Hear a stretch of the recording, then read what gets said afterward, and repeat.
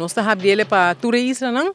Está abrindo para Saint Martin e Curaçao. Esse não a ser acaba e nós temos candidato grande com muitos jovens, não? Que a inscrever e solicitar de Saint Martin e também de Curaçao para vir a gente de Guaracosta.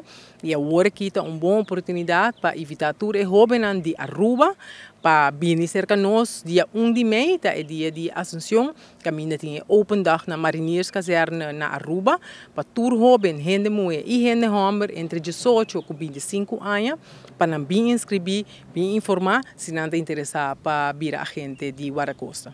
Na mesa 13, algo para por inscrever ou com essa aqui?